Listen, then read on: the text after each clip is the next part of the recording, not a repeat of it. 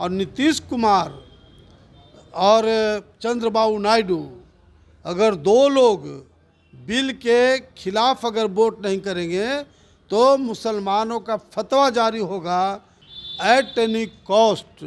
नीतीश कुमार के नेतृत्व में जाने का कोई सवाल नहीं है। इसलिए नीतीश कुमार के नेतृत्व के बिल्कुल हम लोग खिलाफ रहेंगे।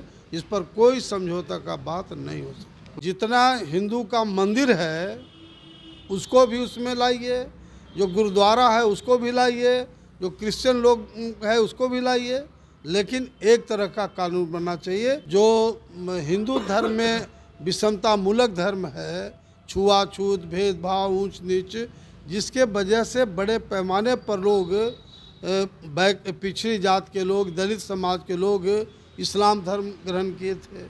चुनावी वर्ष और तमाम जो नेता है अपने अपने समीकरण को साधने में लगे हुए हैं। इसी बीच नागमणि जी कोयरी आक्रोश महारैला के बाद फिर एक बार अपने संगठन की मजबूती को लेकर के आज बैठक बुलाए हैं। क्या कुछ तय हुआ है बैठक में, आइए जानते हैं। सर बहुत बहुत स्वागत है। बहुत धन्यवाद। कोयरी आक्रोश महारैला के बाद फिर एक बार पुराने फॉर्म में आ गए हैं। पहले आप गाँव को घूमते थे, पटना में संगठन मजबूती को लेकर बैठक बुलाया है। क्या कुछ तय हुआ है इस बैठक में? देखिए, मैं लगातार 6 महीना बिहार के सभी जिला, प्रखंड और कोयरी समाज के गांव-गांव में मीटिंग करके मैं इस बात को आम लोगों को कन्विंस कर दिया हूं इस बात का कि नीतीश सरकार ने जो जातीय जनगणना कराया, ये कोयरी समाज का 12% जनसंख्या है और नीतीश कुमार ने मात्र उसको 4.25% कर दिया। और नीतीश सरकार ने कानून बनाया है कि जिसकी जितनी जनसंख्या उतने उसकी हिस्सेदारी। तो एक तरह से नीतीश सरकार ने कोयरी समाज का गर्दन काटने का काम किया है, राजनीतिक हत्या करने का काम किया है। इसलिए मैं जो कोयरी आक्रोश महारैली करने का जो मेरा प्रयोजन था 100% सफल इसलिए माना जाता है कि ये कोयरी समाज 100% सहमत है कि नीतीश सरकार ने मेरे साथ काफ़ी अत्याचार, अन्याय और शोषण करने का काम किया है। अब आज शोषित इंकलाब पार्टी का राष्ट्रीय कमेटी, प्रदेश कमेटी और जिला अध्यक्ष की मीटिंग हुई है, जिसमें अब मेरा पूरा फोकस 100% तन मन धन शोषित इंकलाब पार्टी के मजबूती के लिए बनेगा। और आज ख़ास तौर से शोषित इंकलाब पार्टी को मजबूत करने के लिए सचिन कुशवाहा जी जो दरभंगा के हैं उनको प्रदेश उपाध्यक्ष बनाने का हमने काम किया है। मनतेश कुमार पासवान जो बिहार अनुसूचित जाति का प्रदेश अध्यक्ष बनाया हूँ। राकेश सिंह जी बिहार प्रदेश महासचिव बनाया हूँ। उदय शंकर कुशवाहा जी को राष्ट्रीय सचिव बनाया हूँ। सुनील सिंह कुशवाहा जी को बिहार प्रदेश महासचिव बनाया हूँ। और अगला 20 अप्रैल को पटना के कोई बड़े हॉल में शोषित इंकलाब पार्टी का राष्ट्रीय, प्रदेश और जिला कमेटी के तमाम पदाधिकारियों की मीटिंग करेंगे और उस दिन सुनिश्चित करेंगे कि हमारी पार्टी का पॉलिटिकल एजेंडा क्या होगा, कैसे 2025 का चुनाव लड़ेंगे, ये सब उस दिन हम लोग तय करेंगे। चुनावी गठबंधन में क्या सोचे हैं? पूरे बिहार में अकेले चुनाव लड़ने का मूड बना रहे हैं या फिर अपने पुराने वाले जो आपने स्टेटमेंट दिया था कि हम प्रशांत किशोर के साथ गठबंधन कर सकते, उस पर अभी कायम है?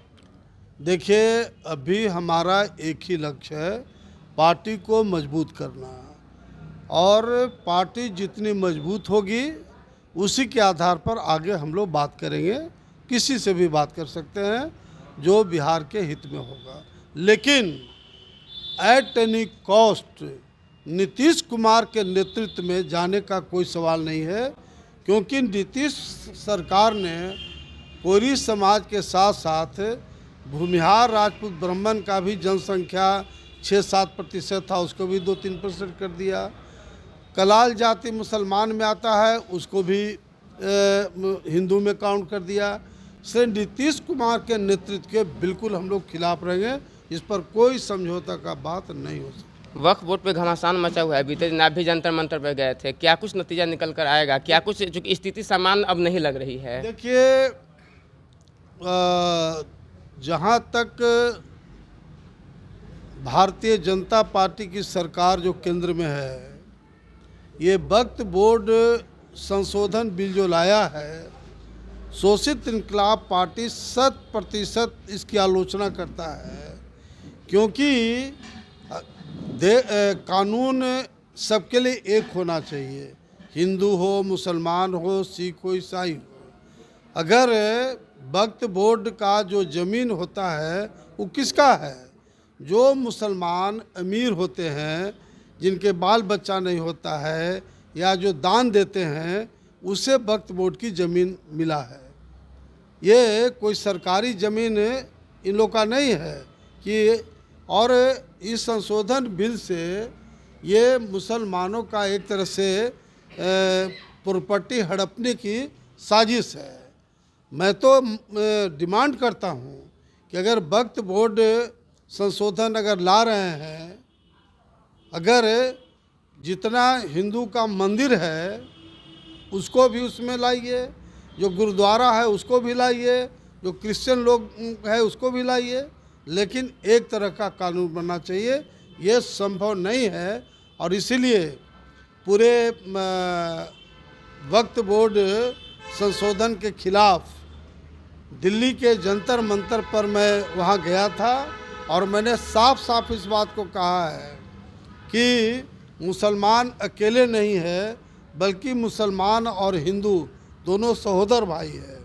क्योंकि मोहम्मद गोरी मात्र 500 सैनिकों के साथ भारत पर आए और सत्ता पर कब्जा किया, तो आज 30-40 करोड़ मुसलमान कोई मोहम्मद गोरी के वंशज नहीं है, बल्कि बड़े पैमाने पर जो हिंदू धर्म में विषमता मूलक धर्म है, छुआछूत, भेदभाव, ऊंच नीच, जिसके वजह से बड़े पैमाने पर लोग पिछड़ी जात के लोग, दलित समाज के लोग इस्लाम धर्म ग्रहण किए थे।